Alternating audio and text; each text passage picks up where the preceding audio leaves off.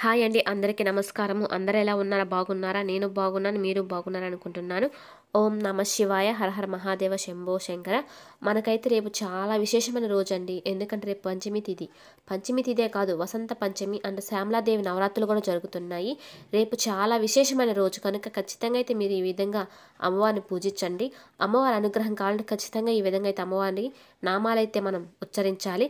అలా చేయడం వల్ల అమ్మవారి అనుగ్రహం అయితే ఖచ్చితంగా మనకు కలుగుతుంది.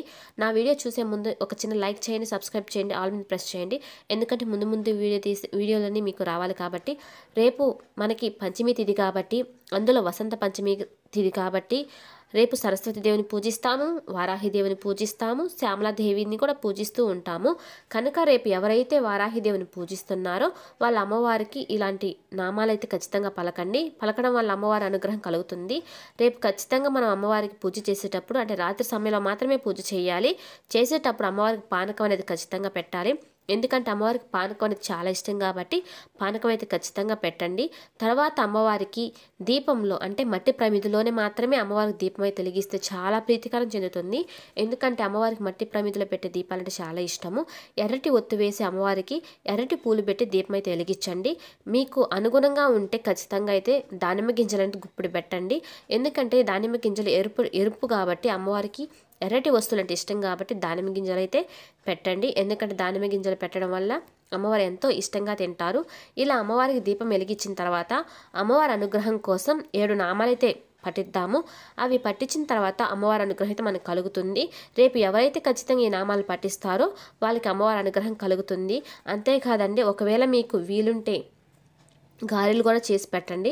ఒకవేళ మీరు ఇట్లా గారెలు అయితే చెయ్యొచ్చు, లేకపోతే తొక్కు తీయకుండా మినపప్పు గారెలు చేస్తే ఇంకా ఎంతో సంతోషిస్తుంది అమ్మవారు. మనమైతే నామాలైతే ఒకసారి ఉచ్చరిద్దాము.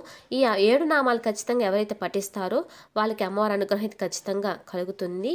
వారాహిదేవి నామాలు ఇవి: శ్రీ దాసభుజాయై నమః, శ్రీ అష్టాదశభుజాయై నమః, శ్రీ బీజప్రేరితాయై నమః, శ్రీ కిరాతవారాహ్యై నమః, శ్రీ ధూమ్రవారాహ్యై నమః, శ్రీ లఘువారాహ్యై నమః, శ్రీ సింహవారాహ్యై నమః అంటూ ఈ 7 నామాలు గనక పూజిస్తే మీరు అమ్మవారి అనుగ్రహం కోసం ఖచ్చితంగా అయితే అమ్మవారు మీ కళలో దర్శనమిస్తుంది.